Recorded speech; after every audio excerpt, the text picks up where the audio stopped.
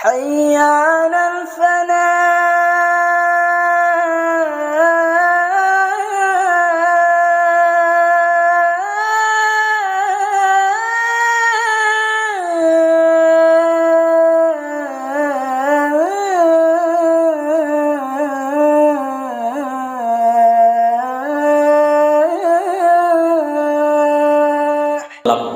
Tabang Melayu masuk ribu. Jamaah berilas yang semangat menjawab salam kalau mati masuk sarugo. Assalamualaikum warahmatullahi wabarakatuh.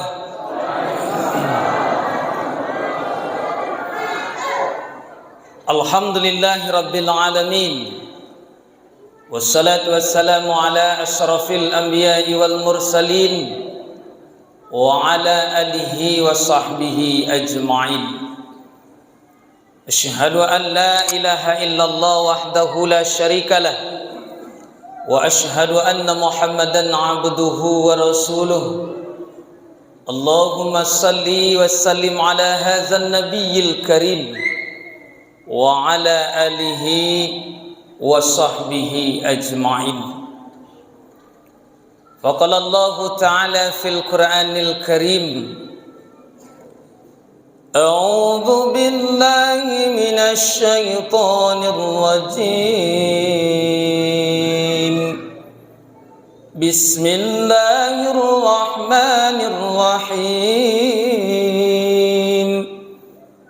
Man 'amila salihan min dzakarin aw unsa wa huwa mu'min falanuhyiyannahu hayatan thayyibah wa lanajziyannahum ajrahum bi ahsani ma kanu ya'malun. Shadaqallahul azim. Sebelum saya lanjutkan, saya tanya sama bapak-bapak terlebih dahulu dan ibu-ibu, surat yang saya bacakan tadi surat apa menurut bapak dan ibu? Tidak usah lama-lama mikirnya Pak, surat Al-Quran. Surat apa Pak? Surat Al-Quran. Tapi kalau ditanya namanya apa, namanya suratnya Ustaz, baru kita kileng kepala Pak, tidak tahu. Surah An-Nahl ayat 97. Yang kami hormati dan kami muliakan Bapak dan pengurus Masjid Al-Ikhlas Bedilas Simpang Ampek, yang kami hormati dan kami muliakan Al-Mukarram Al-Ustaz Al-Imam Masjid Al-Ikhlas Simpang 4. Kemudian yang kami hormati Bapak dan Ibu, para orang tua yang berbangga dan berbahagia hadir pada malam hari ini dalam menjemput apresiasi untuk anak-anaknya yang ikut lomba siang tadi. Ambodanga disiko Bapak dan Ibu banyak orang Minang. Dek banyak orang Minang tentu mbo inge-inge napak ke kampung halaman napak. Yang ambor mati datuk nenek mama nanggadang basa batuah dianjong tinggi di ambagadang sandi andiko dalam kampung tampuak tangkai di nagari. Nan orang Minang Pak kali ngerti ya Pak. Kalau indak beku angguan sila Pak. Tentu ambo ingin ke kampung karena kita ada bercampur dalam, ada Jawa, ada Medan, ada Minang. Nanti kalau saya bawa bahasa Medan, orang Minang angguan sila Pak. Kalau mbok bahasa Minang, orang Medan angguan saja. Yang penting manggu Pak, mengerti ndak mengerti, yang penting angguan. Alim ulama cadiak pandai suluh bendang dalam nagari kapai tampe batanyo kapulang tampe babarito. Manolah nan dikatakan alim ulama, kok duduknyo bacamin dengan kitab tagaknyo pituah rintang dengan bana. Tahu dihalal dengan haram, sarasotah dengan batal. Ulu balang jo ampang limo jo manti pegawai adat pari dalam pagaran kokoh. Panarangi jalan ke dunia, penunjuan jalan ke serugo. Itu Pak Ketua Masjid ndak ngerti gitu dah. Anggukkan aja Pak. Dah. Ibu-ibu yang di belakang bernama Ibu Bundokan Duang Limpapeh Rumah Nanggadang Sumarak dalam kampung hiasan di nagari. Kaunduang-unduang ke Madinah bu kapayuang panji ke serugo. Amban puru alun bunian urang nan duduk di sukatan. Manolah yang dikatakan bundo kanduang. Alu tata ruang patah tigo. Samui tapi ja indak mati. Alun basike manilah tibo. Alun galak senyumlah datang. Ma yang dulu galak pada senyum bu? Dulu senyum. Kalau dulu galak tu bundo kandang nama orang Pak. Bapak-bapak dan ibu-ibu kita tidak disebutkan nama gadang tidak dimurkan gelar. Ambo-imbukan saja bapak dan ibu jamaah pada malam hari kini. Mudah-mudahan kita yang hadir Allah panjangkan umur kita, amin. Allah sehatkan badan kita, amin. Allah istiqamahkan kita dalam beribadah, amin. Jika ada bapak dan ibu yang berhutang hari ini, semoga Allah anggap lunas hutangnya setelah dibayar. Amin. Tidak usah diaminkan Pak. Utang kalau udah dibayar, selesai Pak. Tidak usah diaminkan. Sebelum saya lanjutkan Bapak dan Ibu, mungkin ada Bapak dan Ibu yang bertanya, penceramah malam ini adalah dari Sumatera Barat, tapi namanya nama orang Jawa, Darno.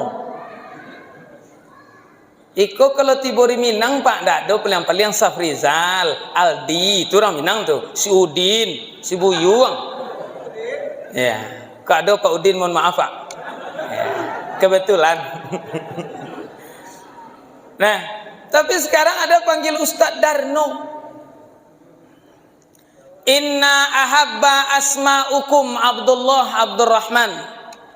Sesungguhnya Allah Subhanahu wa taala itu lebih cinta, lebih disukai beliau orang yang bernama yang disandarkan namanya kepada nama Allah.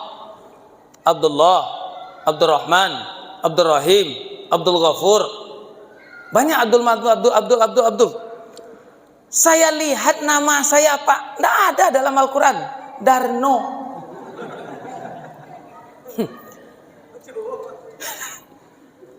Sekarang Pak Ketua, saya tanya sama Pak Ketua.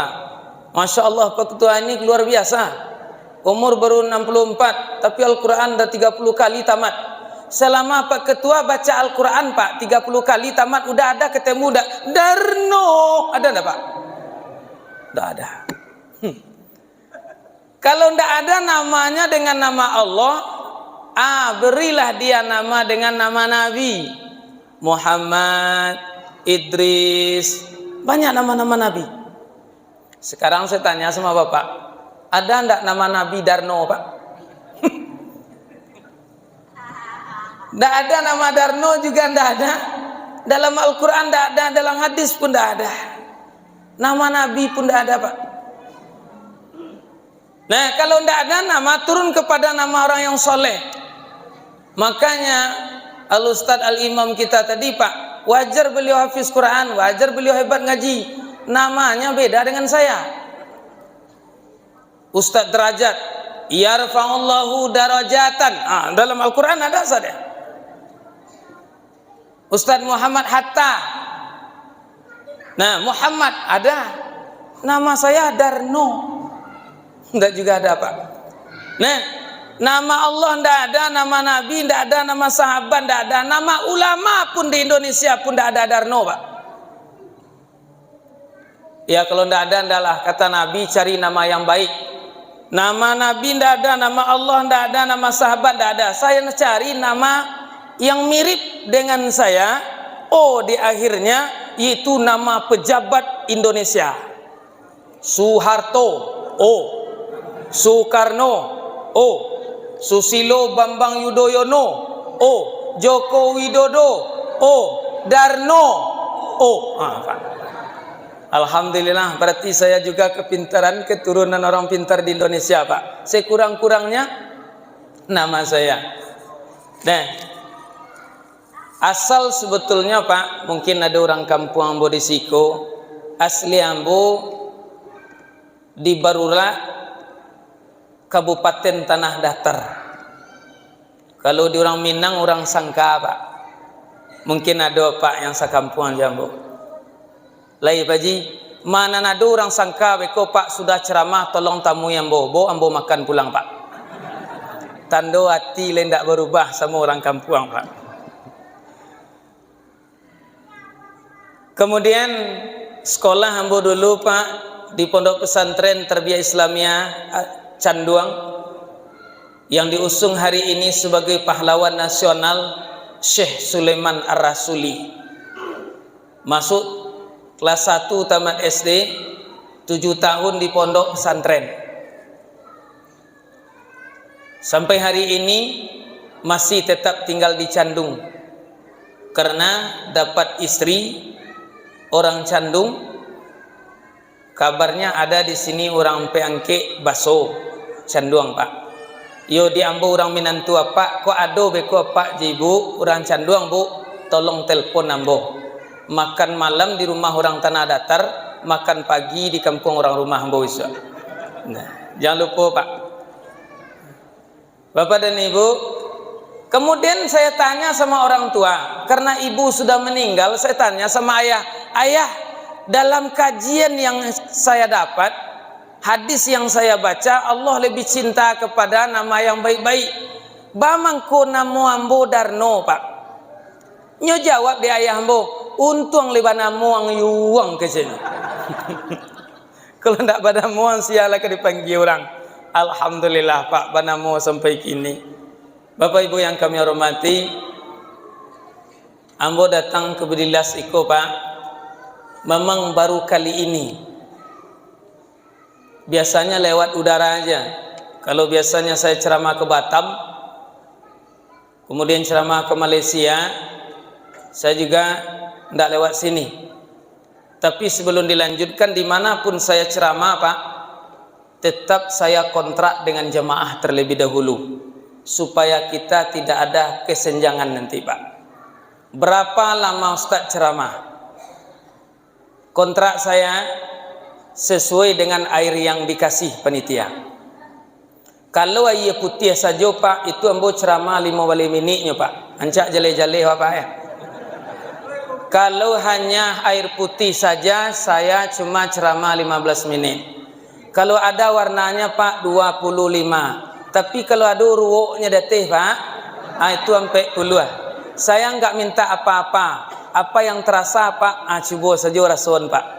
Dado dalilnya kami, ma terasa kulubina itu pula terasa kulubikum. Kalau ingin apa ambo mengaji sampai 45 menit, tolong buat nomor wok datanya, Pak. Ya. Pak Ketua ndak ngerti, orang Minang ngerti salah, Pak. Pak Ketua ndak ngerti itu dah. Dia gia saya buat ia putih Pak Ketua. Boleh ini yang boleh selesai kok. Bersyukur kita kepada Allah dengan mengucapkan alhamdulillahirabbil alamin. Pada malam hari ini kita dipertemukan oleh Allah bukan sebuah kebetulan, Pak, tapi sudah direncanakan dan sudah tertulis di Lauh Mahfuz bahwa saya akan bersilaturahmi ke Masjid Al-Ikhlas Simpang Ampe Lilas. Bukan sebuah kebetulan, tapi sudah direncanakan oleh Allah. Bersyukur, kenapa? Ada orang mengatakan, Ustaz, nikmat yang paling besar itu adalah nikmat rezeki. Ternyata tidak, Pak. Kalau dikatakan nikmat rezeki yang paling besar, banyak orang yang punya rezeki, Pak. Banyak orang yang kaya. Banyak orang yang punya rumah bertingkat, punya usaha yang begitu banyak, tapi seketika panggilan Allah sudah datang, nyo jawe seju bahasa Minang Pak, hayala salah, hanya jawe je bahasa Minang, apa selah, hanya nyo. Nah, itu kalau bahasa Minang ni Pak, hayalal falah, hanya jawe seju, nangka mati biswa selah. Kenapa? Karena bukan nikmat rezeki dia pandang. Banyak orang mengatakan nikmat yang terbesar itu adalah nikmat sehat. Banyak orang yang sehat Pak. Ada yang beratnya 100 kilo Pak, tapi kalau udah sampai ke masjid, waduh. Kalau ke pasar Pak, hujan betul hari, dia cari payung. Jauh jalan dia bawa mobil. Habis minyak mobil Pak, dia cari motor. Kalau ke pasar, tapi kalau ke masjid, oh gerimis sedikit Pak, ndak ke masjid udah hari hujan. Apa yang ndak ada tuh Pak? Nah, tapi berkatalah para ulama, nikmat yang terbesar kita rasakan itu adalah nikmat iman. Kalau iman sudah berbicara Pak, mau hujan datang, mau jauh datang, mau sakit datang juga. Kalau iman, tapi kalau iman sudah jauh Pak, maka kuatlah kita hidup di atas dunia. Maka bersyukur kita nikmat iman Allah berikan kepada kita. Salawat dan salam buat junjungan kita Nabi Yuna Muhammad sallallahu alaihi wasallam. Sallallahu ala Muhammad sallallahu alaihi wasallam, sallallahu ala Muhammad sallallahu alaihi wasallam. Rencana ambo Pak, tadi sebelum masuk ke masjid, ambo ingin jadi imam di siko. Rencana ambo Pak, tapi ambo cilik-cilik wajah tukang imam saja ndak telok ambo ngalani dong. Karena ambo yakin suara ambo lebih rancak daripada ustaz tadi. Tapi setelah ustaz baca ayat, hilang ilmu ambo Pak. Sebenarnya suara ambo ko lebih santiang daripada suara ustaz. Bandiang suara ambo adalah suara Nabi Daud Pak. Suara Nabi Daud apabila membacakan ayat-ayat Allah, burung sedang terbang bisa berhenti Pak. Begitu indahnya suara Nabi Daud. Seketika mendengar suara saya Bu, burung sedang kalau orang Minang ngerti mana itu, burung sedang inggo atabang dia nyoba. Mode itu mana rancaknya suara ambo. Makanya ambo, pagi besok ndak usah saya suruh jadi imam ya Ustaz. Hilang ilmu saya Ustaz. Insyaallah, tabarakallah. Hari ini kita peringatan 17 Agustus 2022. Bertepatan malam ini kita masih berada di bulan Muharram, tahun baru Hijriah. Kemarin saya mikir-mikir, apalah judul kaji mau saya kasih? Kemerdekaan. Tidak mungkin. Mau Muharram hampir habis. Untunglah panitia hebat dalam rangka peringatan 17 Agustus dan peringatan bulan Muharram tahun Hijriah, Tabligh Akbar. Nah, sekarang Bapak dan Ibu, kita beri aja judul. Dalam peringati 17 Agustus dan memperingati tahun baru Hijriah, mari kita tingkatkan perjuangan kita untuk beribadah kepada Allah. Kenapa Ustaz? Kalau dahulu Pak, cerita nenek-nenek saya, kami mau sholat dijajah, kami mau ke masjid takut, mau baca Al-Quran, TPA, MDA dan madrasah takut. Kenapa? Karena kita masih dijajah. Sampai-sampai nenek kita dulu Pak, ada yang tidak bisa baca Quran. karena tidak ada kesempatan untuk belajar, karena di penjara, dijajah. Tapi hari ini tidak lagi, Pak.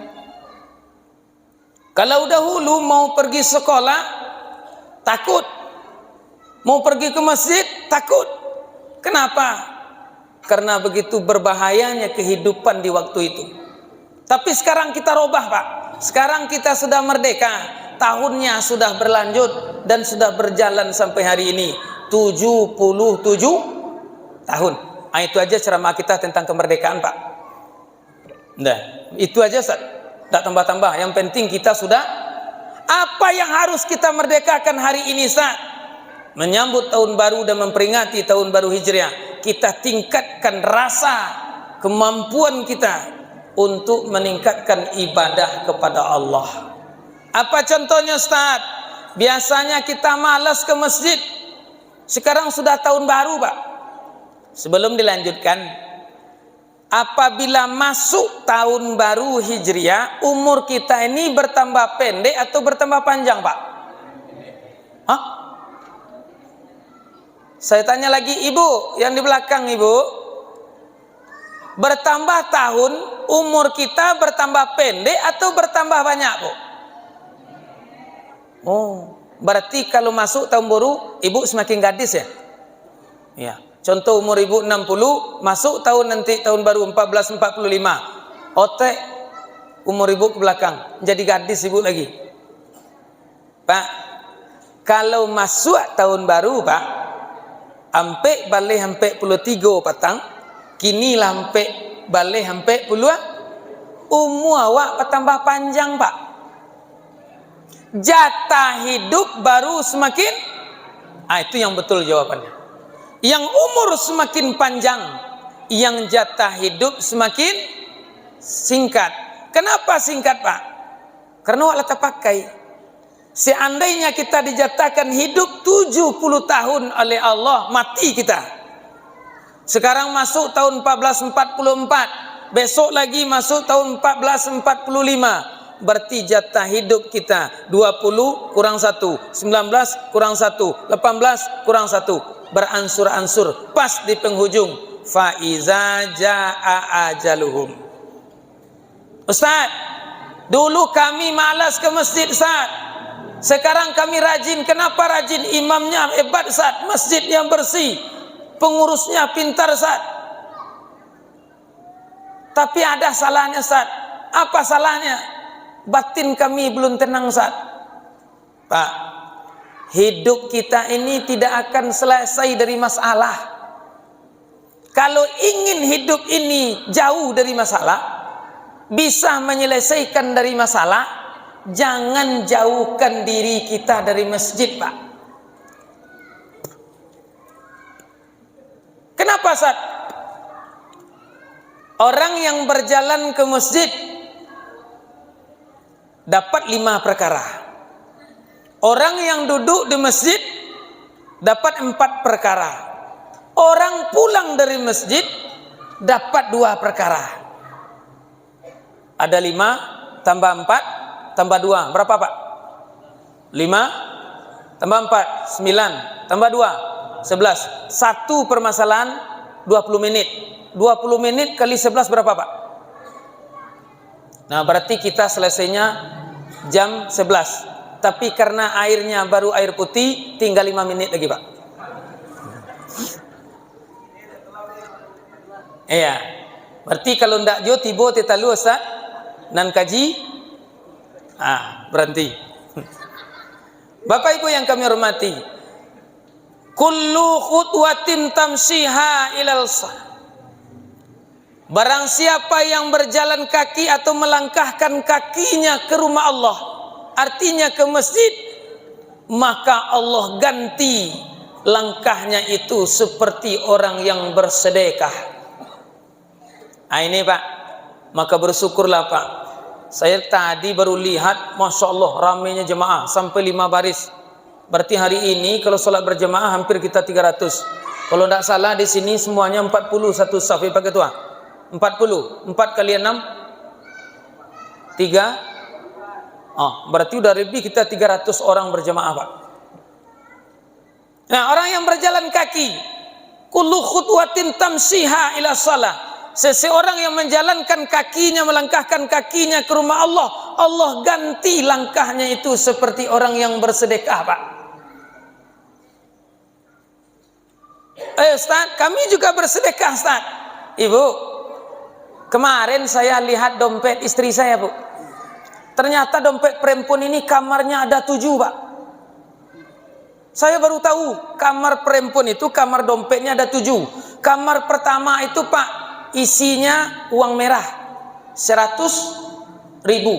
Kamar kedua isinya 50.000. Kamar ketiga 20. Kamar keempat 10. Kamar kelima, Bu, 5.000. Kamar keenam 2.000. Kamar ketujuh 1.000. Kalau datang kotak, kira-kira kamar nomor berapa ibu buka?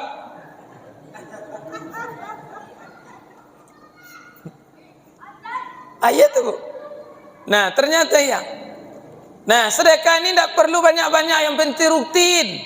Sekarang 2.000, zuhur 2.000, asar 2.000, maghrib 2.000, isya 2.000. 2 kali 5, 10. Daripada 5.000 satu kali, Pak, lebih baik 2.000 5 kali. Makanya Ibu, kalau Ibu pergi ke masjid, bawa aja dompetnya yang kamar nomor 6 atau nomor 7. Lihatlah kotak sumbangan nanti, Pak, pasti 2.000 sih. Tidak apa-apa, Pak. Nah, bersedekah. Masalul ladzina yunfikuna amwalukum, seumpama orang-orang yang menafkahkan hartanya di jalan Allah, kamasali habbatin ambatat sab'a sanabil. Allah berikan satu tangkai akan menjadikan satu biji akan Allah jadikan satu tangkai akan Allah berikan jadi 7 akan Allah lipatkan menjadi 700. Begitulah banyaknya pahala langkah kita ke masjid, Pak.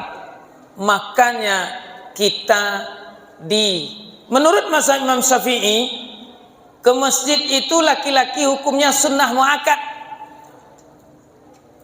Mazhab yang lain dah mengatakan wajib.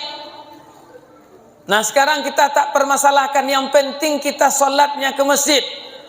Timbul pertanyaan, Ustaz, ada hadis Rasulullah, hadisnya sahih, perempuan itu lebih afdol sholatnya di tempat yang kecil dari kamar yang besar. Kamar yang besar itu lebih afdol sholatnya daripada ruangan besar. Ruangan besar lebih afdol salatnya daripada di masjid. Itu hadis, tak betul. Tapi Ibu, jangan telan hadis itu mentah-mentah. Kalau ditelan terjemahan hadis itu mentah-mentah, Bu, maka kosonglah masjid ini dari perempuan. Kalau di sini salut kami, Pak. Perempuan cuma 2 saf, laki-laki 6 saf. Oh, kalau di kampung kami, Pak, Bapak kan tak tahu kampung saya. Kalau di kampung kami, 1 laki-laki safnya 6 perempuan. Terbalik dengan sini, Ustaz. Tapi yang penting isinya manusia. Itu aja, Pak. Yang penting isinya manusia. Kalau begitu bagaimana surah hadis itu, Ustaz? Yang pertama, perempuan itu lebih afdol dia sholat di rumah daripada sholat di masjidku kalau dia dapatkan 4 perkara, Bu. Apa perkaranya, Ustaz? Perempuan itu rumahnya itu berkah, rumah yang penuh rahmat, benar rumah yang penuh keselamatan. Lebih aman dia, lebih khusyuk dia, lebih nyaman hatinya sholat di rumah, baru boleh. Tapi kalau TV-nya nyanyi India, dia sholat di samping TV-nya. Bismillahirrahmanirrahim, alhamdulillahirabbil alamin arrahmanirrahim. Apa kata TV?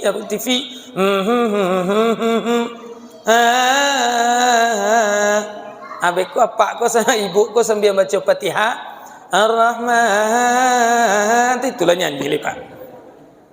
Lebih bagus ibu sholatnya di masjid. Yang kedua, perempuan itu aman dari fitnah. Kalau ibu datang ke masjid menjadi buah bibir bagi manusia, lebih baik ibu sholatnya di rumah. Tapi kalau tidak ada fitnah, aman ibu, maka lebih baik ibu sholatnya di masjid. Yang ketiga, perempuan itu tidak boleh memakai pakaian yang mewah. Contoh Pak, kalau ada istri Wak pergi ke masjid Pak, nyo pakai tilakuang atau mukena hargonyo 3.750.000. Kira-kira Pak, harga yang semahal ini empuk ndak mukenanya kira-kira Pak? Ya empuk lah, enak makainya Pak. Ibu ini duduk, Allahu Akbar, pas mukenanya terletak di atas lutut temannya. Temannya pas baca tahiyat, at-tahiyatul mubarakatus salawatut wa lillah. Berapalah harga telekong ibu kau aja. Yang keempat Bu, perempuan itu aman dari binatang buas. Kira-kira ibu datang dari rumah ke masjid ini, digigit enggak ibu di buaya Daud? Enggak Sat, buaya laut enggak ada. Buaya darat? Aman Sat. Anjing gila? Aman Sat. Orang gila? Aman Sat. Aman ibu ke masjid? Aman. Nyaman ibu ke masjid? Nyaman. Maka lebih baik ibu di masjid. Nah, yang kelima, perempuan tidak boleh memakai wangi-wangian yang berlebihan. Mulai dari uci parfum, refill parfum, darno parfum, dipakai semuanya Pak. Kalau bahasa Minangnya, labaun malaikat taumpeh Pak. Dipakai semuanya. Nanti ibu masuk lewat depan, Ustadz Hatta juga masuk. Ibu giniin mungkin ibu, Ustadznya. Wah, bertebarlah baun parfum ibu tadi sampai di hidung Ustadz Hatta. Pas Ustadz Hatta nanti jadi imam, Bismillahirrahmanirrahim, Alhamdulillahi Rabbil Alamin. Manalah baun ibu tadi kata Ustadz Hatta. Akhirnya sholat zuhur 4 rakaat jadi 3 rakaat. Itu makanya ibu tak boleh pakai wangi-wangian yang banyak ke masjid itu. Sederhana aja Bu. Nah, pakai roksona satu udah tuh. Kalau ndak ada roksona pakai supaya aman salatnya. Bapak Ibu yang kami hormati, nah, berjalan kaki saja kita ke masjid, Allah ganti pahalanya, taubahnya seperti orang yang bersedekah. Satu. Yang kedua, orang yang berjalan kaki ke masjid, dia untuk menunaikan salat, yaktubu lahu hasanah, Allah tuliskan setiap langkahnya kebaikan. Ustaz, hadis itu kan bunyinya berjalan kaki. Kami pakai mobil ke masjid Ustaz, kami pakai motor ke masjid, apakah kami dapat pahala juga Ustaz? Bapak, kenapa Nabi mengatakan siapa yang berjalan kaki ke masjid? Karena di waktu itu mobil belum ada Pak, motor pun belum ada. Yang ada onta pakai roda atau pakai kaki Pak? Pakai kaki. Manusia pakai roda apa pakai kaki? Pakai kaki. Makanya Nabi mengeluarkan barang siapa yang berjalan kaki. Tapi kalau ada mobil seketika itu Pak, ada motor, pasti bertukar hadisnya keluar. Barang siapa beroto-oto ke masjid, itu pun nilai Pak. Ya. Makanya mau pakai mobil, mau jalan kaki, mau pakai motor, Allah akan tetap memberikan yaktubu lahu hasanah. Allah akan tuliskan kebaikan setiap langkahnya. Yang ketiga, barang siapa yang mau bersolat berjamaah di masjid, wa yumha sayyi'ah, Pak, setiap langkah kaki akan diampuni oleh Allah. Kita punya dosa Ustaz, iya Pak. Kalau kita lihat kita di dalam masjid ini, kayaknya kita mau masuk surga semua nih Pak. Soleh, tawadu. Tapi kalau udah keluar dari masjid Pak, wah, kalau bahasa kami Pak, gunjiang. Bahasa Arabnya ghibah. Bahasa orang Subala mempakeci orang. Ya Allah, ampunilah dosa gunjing ya Allah. Kami sering bergunjing ya Allah. Oh Pak, sampai netes air matanya Pak, mohon kepada Allah. apalagi ibu sampai dihapus dengan mukena. Ya Allah, saya sering bergunjing, ya Allah, ampuni dosa hamba, ya Allah. Pas keluar dari gerbang, bang, pergi beralek bang petang. Oh iyalah, nih kasihan kita nengoknya ya bang. Kenapa? Istrinya putih bang. Oh lakinya hitam kalek bang. Dah gunjing lagi pak. Kalau begitu bagaimana Sa'ad? Nah, seketika kita datang ke masjid itu bapak dan ibu, berapa langkah kaki kita yang kita langkahkan, insya Allah akan Allah hapuskan segala dosa kita. Dan 4 pak. Yang kelima, orang yang datang ke rumah Allah, ikhlas dia pergi salat, memang betul-betul ingin mendapatkan pahala yang begitu banyak. Ya Allah, berikan hamba kekuatan ya Allah untuk selalu melaksanakan salat berjamaah di masjid, maka Allah akan berikan. Jika dia mati di tengah jalan, jika dia kecelakaan, diambil nyawanya, ruhnya oleh Allah, maka dinobatkan beliau untuk mati syahid. Ibu pingin tak suami ibu mati syahid? Iya, karena mati syahid ini azabnya tidak ada pak, langsung masuk surga. Kalau iya ibu ingin suaminya mati syahid, suruh suaminya ke masjid. Ayah, abang, ke masjid lah abang. Kenapa? Kalau ke masjid itu nanti kalau abang mati di tengah jalan, insya Allah abang mati syahid. Saya ingin abang mati syahid ya bang. Doakan ibu, doakan ibu, amin. Tidak usah diaminkan bu.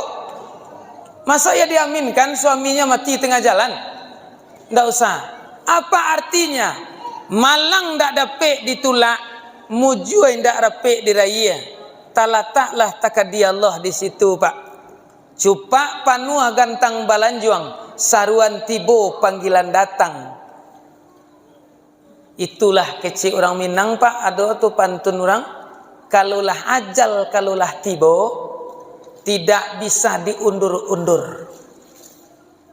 Ya Allah, jangan matikan saya hari ini ya Allah.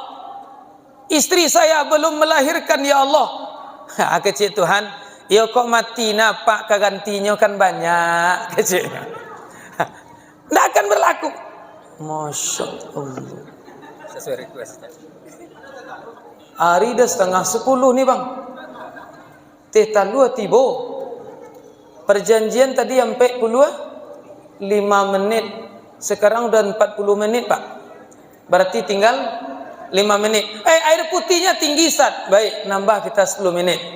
Nah berarti 55. Pak dan ibu yang kami hormati dan kami muliakan. Nah, bagaimanapun kondisi kita pak, berusahalah sholat itu di masjid. Saat kami berdagang Sat, cuma kita sediakan waktu 30 menit. Dalam satu hari 24 jam pak. Sholat ke masjid cuma setengah jam. Itu udah soleh betul lah pak tuh, setengah jam itu. Karena sholat sunat itu pak yang 2 rakaat 3 menit selesai itu. Kenapa selesai? Ayatnya panjang-panjang dibaca. Ghairil maghdubi alaihim waladdallin. Amin. Bismillahirrahmanirrahim. Yasin. Allahu Akbar. Akan panjang lebat. Yasin dia baca pak.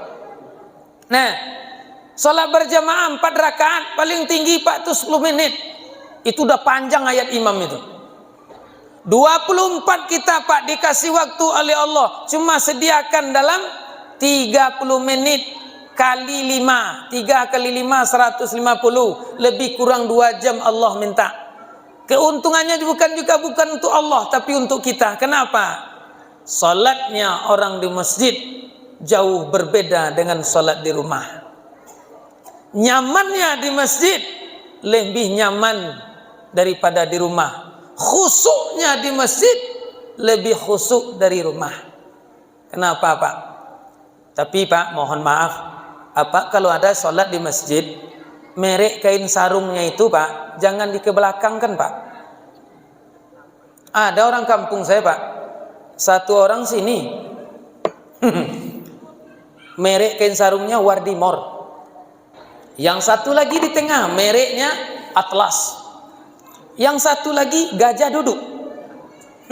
Sama-sama lah bapak ini berdiri, bapak ini juga sholat di belakang. Allahu Akbar. Bismillahirrahmanirrahim. Alhamdulillah Rabbil Alamin. Wardimor Ar-Rahmanirrahim Maliki Yaumiddin Iyyaka na'budu wa iyyaka nasta'in. Atlas. Makanya Pak, kalau ada bapak yang pakai kain sarung yang baru nanti Pak, mohon jangan dikebelakangkan atau kebawahkan mereknya itu Pak. Naikkan ke atas gulung. Kenapa? Mengganggu kusuk jemaah di belakang Pak. Sampai-sampai karena baca Wardimor, terakhir lupa apa kata setan, baca yang satu lagi Gajah Duduk. Kecilnya bilo gajah kau ketagak nih kau. Bapak Ibu yang kami muliakan. Nah, kalau di rumah cobaannya banyak Pak. Kadang-kadang Assalamualaikum warahmatullahi, Assalamualaikum warahmatullahi. Ayah, tolong kainnya dijemur ya ya. Hanya ibu, awak kabar doa baru Pak. Kamu mohon kepada Allah, tibo bini main bau Pak. Doa nengkap pasudana atau apa yang lari mencari bini ya Pak. Ginilah cobaannya kalau di rumah Pak. Baru mau subhanallah, subhanallah, subhanallah, subhanallah, subhanallah, subhanallah. Ayah, kecil anak. Dah ganggu lagi Pak. Akhirnya Pak kencang-kencang aja baca. Subhanallah, subhanallah, subhanallah. Ala sabalah sing kaluahannya le Pak. Nah itu kalau di rumah Pak. Tapi kalau di masjid, batin kita itu bisa Bapak rasakan. Orang sholat, kita juga sholat Pak. Tapi tidak ada yang lihat, tidak ada yang nyuruh, tapi kita mau sholat sunat. Sholat sunat sebelum zuhur kalau di masjid itu pasti kita lakukan. Sholat sunat sesudah sholat zuhur kita lakukan. Tapi kalau di rumah coba Pak, jangankan dua sesudah Pak, dua sebelum pun tidak sempat. Kalau di rumah panjang doanya, panjang subhanallah, subhanallah, sampai alhamdulillah, Allahu Akbar Bu. Tapi kalau di masjid sampai sudah dibaca, tapi kalau di rumah la ilaha illallah. Kalau di kampung Ambo Pak, kalau bahasa Minangnya, ada ibu-ibu sambil sholat bisa masak gulai Pak, bisa masak nasi.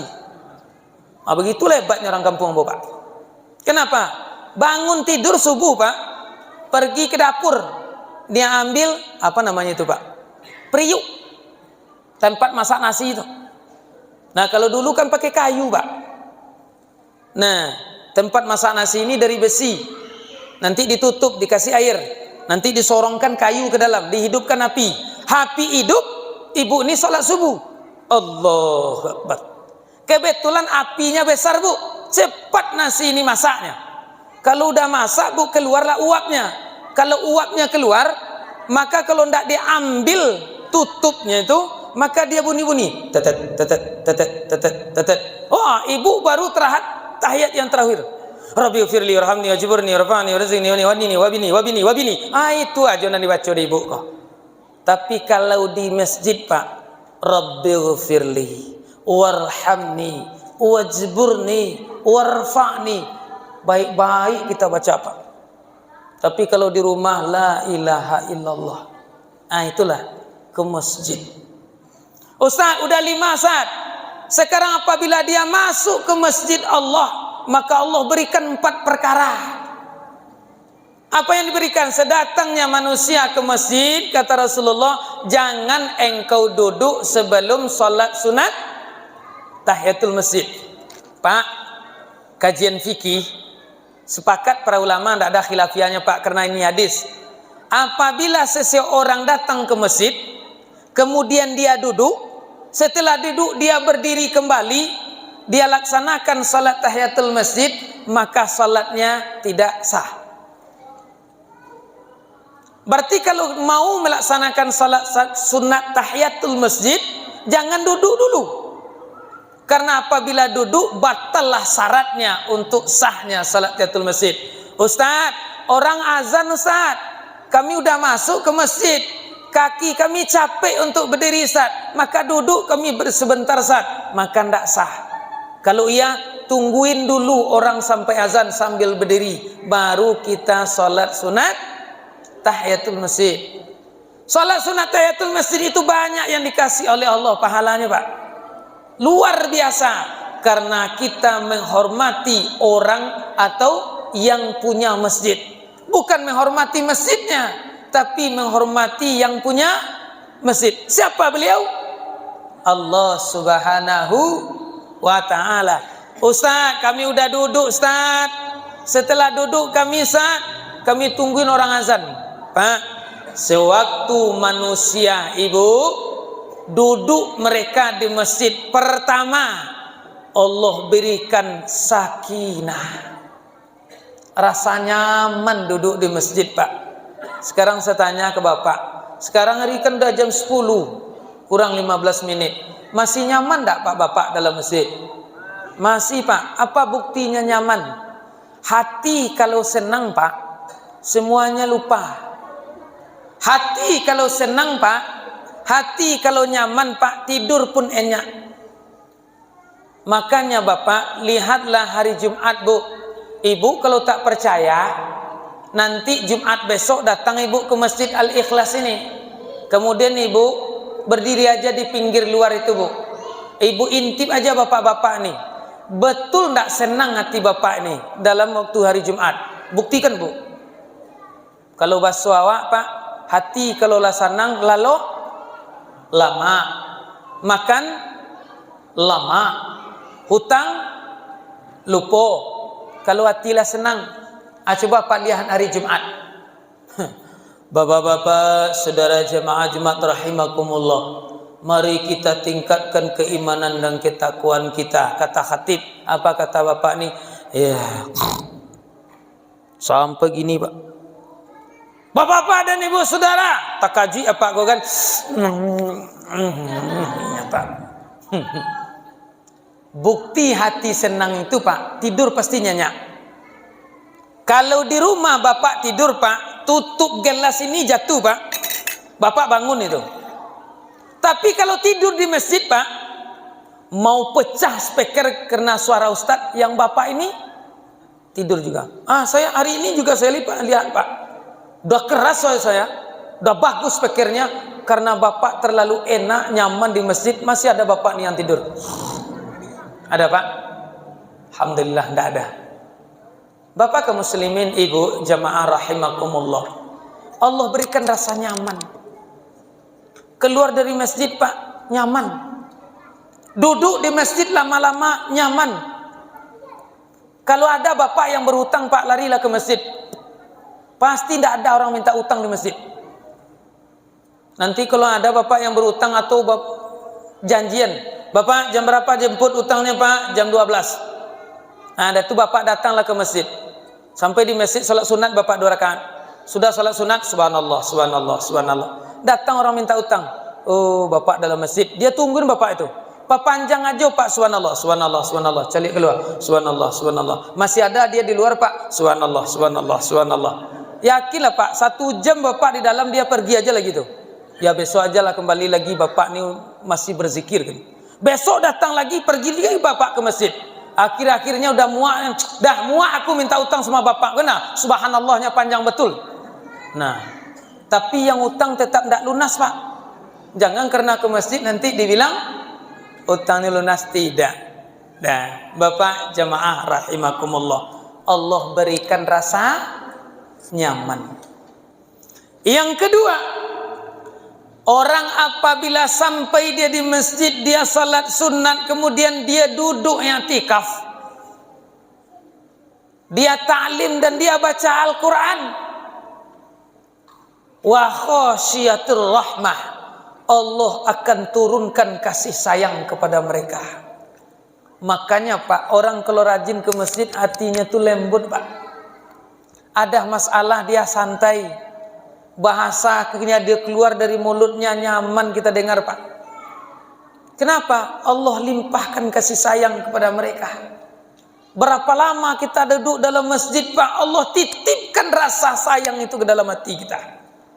Sehingga orang apabila rajin ke masjid, nampak orang kesusahan, Pak, dia langsung tolong. Nampak orang kecelakaan, dia langsung tolong. Nampak janda pun dia tolong, Pak. Tolong menyelamatkan kan. Nah, begitulah Allah titipkan rasa kasih sayang kepada orang yang ikut ke masjid. Kenapa? Tidak ada tempat yang lebih mulia daripada di masjid. Kalau di pasar, wah, macam-macam Pak. Tapi kalau di masjid, Masya Allah, luar biasa, nyaman, Allah berikan kasih sayang. Yang ketiga, orang yang duduk di dalam masjid itu akan dipuji oleh Allah di depan malaikat. Wahai malaikat, kata Allah, lihatlah umatku, lihatlah hambaku. Dulu aku ciptakan Adam, engkau bantah, engkau tak mau bersujud kepada Nabi Adam. Sekarang coba engkau lihat kesibukannya di rumah, matanya mengantuk, segala macam pekerjaan yang beliau tinggalkan. Tapi karena dia cinta kepadaku, mereka berani duduk di masjid beribadah kepadaku. Allah puji kita di depan malaikat, Pak. Sedangkan pujian manusia gembira dan senang hati kita, apalagi pujian Allah Subhanahu wa ta'ala. Dan yang keempat, orang yang duduk di masjid, beribadah di masjid, akan Allah mudahkan rezekinya halalan thayyibah. Rezeki ini yang kita carikan bukan halal saja, Pak, tapi juga baik. Kalau halal, tulang ikan juga halal, Pak.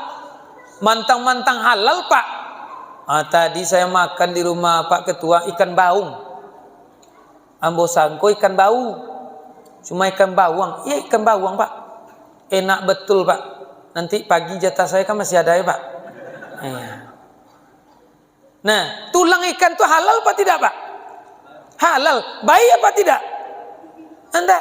Makanya tidak bisa 2 kelima ini dipisah, Pak. Halal satu, baik satu. Halal saja tidak bisa makan tulang kita keselat.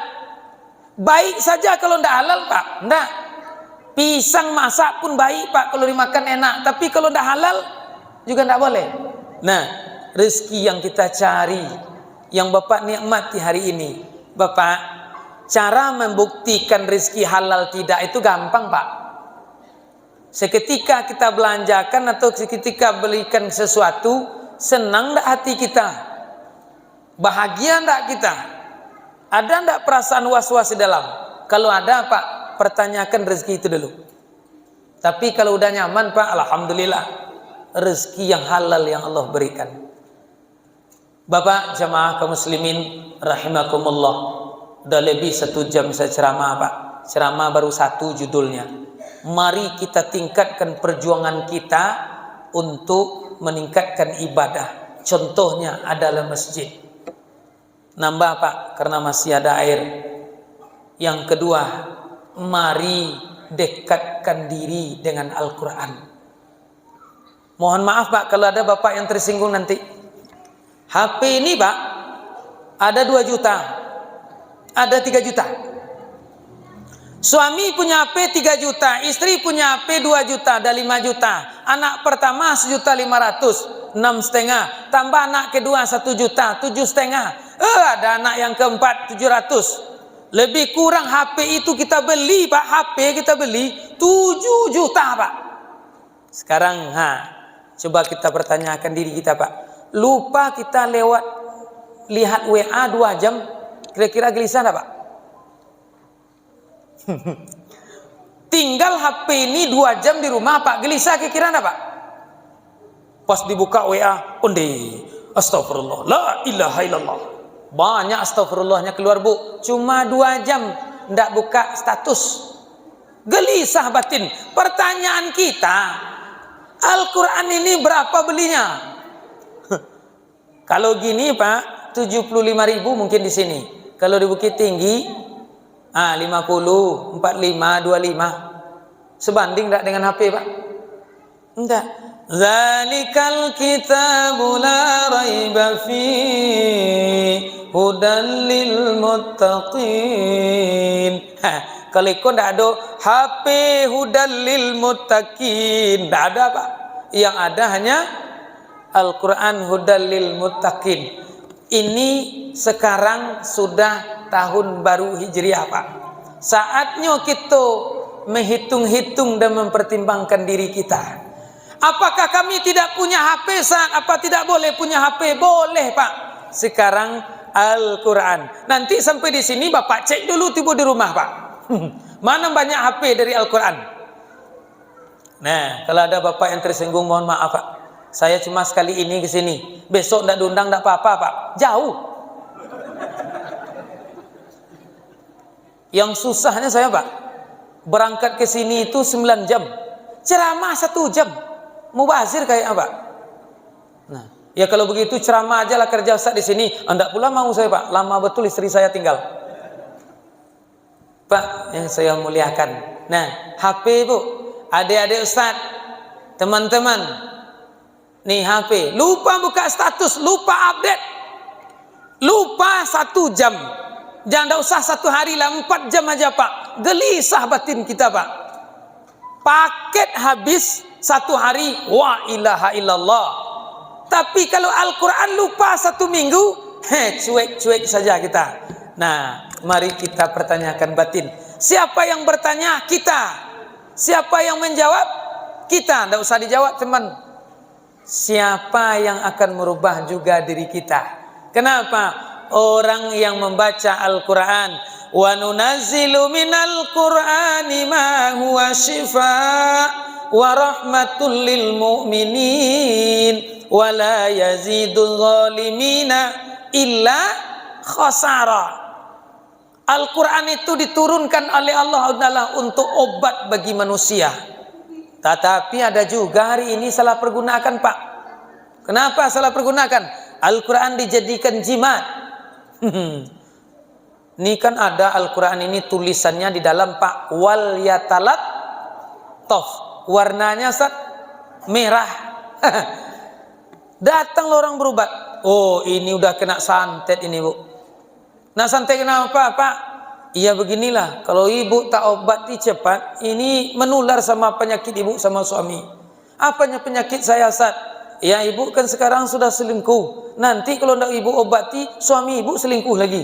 Kecil ibuku, kamilah sama penyakit kami keduanya Ustaz, kata. Suami selingkuh, istri selingkuh. Nah, diambil ayat Quran tulisan di tengah Pak. Wal yatalattaf. Dia bungkus dengan kain putih. Dia gulung dengan benang 7 macam. Nah, warna 7 macam Pak. Dia tanam di tapak rumahnya atau di tangga mau masuk. Nah, Pak, ini Al-Quran. Jimat. Al-Quran ini bisa jadi jimat saat bisa. Kapan dia bisa jadi jimat? Seketika dibaca. Contohnya ibu, saya buktikan jimat Al-Quran seketika ibu baca Quran. Kalau ada suami ibu yang kerjanya marah setiap hari ibu, coba ibu baca Al-Quran di depan dia. Sewaktu suami itu marah-marah bu, ibu nyanyikan Allahu la ilaha illa huwal hayyul qayyum. Pasti berhenti suami ibu marah. Ya, karena yang marah itu adalah pekerjaan setan. Berarti kalau suami ibu yang marah berarti suami ibu apa yang bilang Pak? Nah, Ustaz, udah kami baca ayat kursi tapi tambah marah dia. Coba baca. Qul a'udzu birabbin nas. Kabur suami ibu. Ini jimat. Itu kan untuk dunia nih Ustaz. Nih batinnya. Obat bagi manusia. Seketika ada masalah Pak, lari kita kepada Al-Quran. Seketika hidup susah, jangan tinggalkan Al-Quran. Ada masalah rumah tangga, jangan tinggalkan Al-Quran. Sinarilah rumah tangga itu. Pertama dengan salat, yang kedua dengan Al-Quran. Kalau Al-Quran lah payah mencarinya di rumah Pak, lihatlah keluarga kita nanti pasti amburadul. Baca Al-Quran. Ustaz, kami tidak bisa baca Quran, kami tidak ngaji semenjak kecil. Baru lari ke sini Pak, bunyikan HP, dengar aja Pak. Ya Allah, saya tidak bisa baca Quran ya Allah. Tidak mungkin orang lain saya suruh baca Quran ya Allah. Izinkan ya Allah saya dengar baca Al-Quran lewat HP saja. Hidupkan Al-Quran. HP. Dah Pak, batin kita. Lihatlah ustaz-ustaz kita yang tenar-tenar, yang hafiz-hafiz Al-Quran. Kenapa? Orang yang membaca Al-Quran, apalagi menghafal Al-Quran, hidupnya akan dijamin oleh Allah. Contoh Pak, keluar program dari pengurus masjid. Barang siapa anak-anak kita yang hafal Al-Quran 5 juz, maka diberangkatkan umroh. Masya Allah Pak, mudah-mudahan itu tercapai, amin.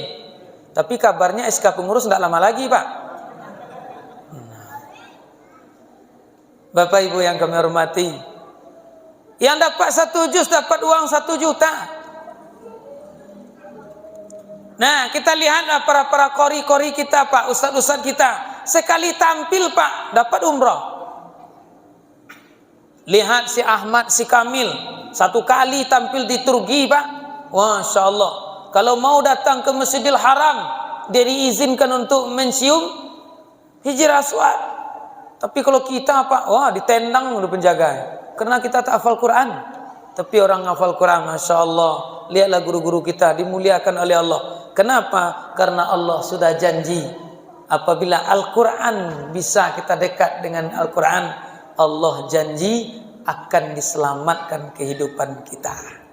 Yang kedua, orang yang dekat dengan Al-Quran akan dipermudahkan urusannya di atas dunia. Betul Pak?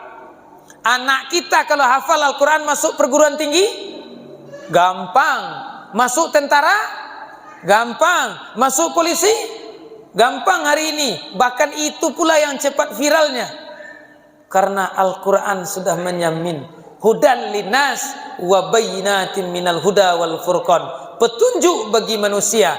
Dengan petunjuk itulah dia akan selamat dunia dan akhirat. Introspeksi diri kita Pak. Sekarang sudah bulan Muharram.